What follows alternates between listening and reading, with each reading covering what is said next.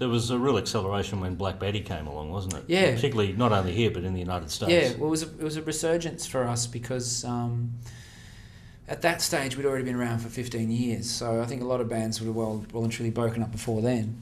And we always thought that if we ever needed a song to do something different with, that would be a good one to try. And because we used to play it live a bit. So I cut a demo of it on a 4-track and sent it over to the producer. And she really dug it, and so we did it in the States when this whole new album. But we never would have ever expected it to be a #1 hit and to be as big as it was. And that ended up doing to us is just, I mean, you know, it was really good. We had a lot of success out of it, both here and in the States. But it just gave us a feeling that nothing really matters anymore. We didn't feel under pressure or competing with anyone. We don't get on stage and go, and other bands, we don't care. We just like, it's just, you're walking on stage and it's just a beautiful place to be, and all these people want to see you play, and it's just, life is good. So that, in a way, Black Betty, what Black Betty gave us was just a feeling of, I don't know, that we just felt comfortable with ourselves at last after all these years.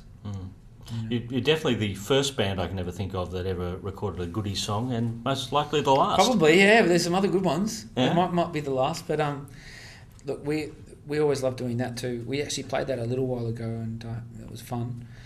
And yeah, I don't know what cover we'll do next. Who knows, you know? But yeah, I always like that, and that was one of my favourite videos of ours too. Is the old Goodies clip that we did for that. So yeah. Love Run. It was funny, that song, because when we recorded that, I don't think there were any videos of Goodies out then. This was before the internet or anything came along, so we had to actually just remember it from our own heads, from the years and years of watching television every day. And it's like, yeah, it goes, run, coming to get you, done. We worked it out, and then years later we listened to it, and it was the same. So I'm glad we got it. Well done. Got it right, yeah, exactly. Shows you how much your subconscious mind soaks up. Yeah, an Old Man Sam. That's a bit of a fave for the fans, isn't it? Yeah, that's the most ridiculous song ever written. That's why it's great. I mean, there's probably no greater example of us than that song. You know, of what the band is, sort of part country, part rock, part sort of comedy, part punk, metal. You know, it's got everything in it. And it's funny because still to this day, like we did a show in Brisbane last weekend with Panau at the River Stage. It was a huge gig. And we did that song, and I got the whole crowd to sing, and they're still singing with full voice, you know. And that song's, I mean, we released that record in 1991, I think it was.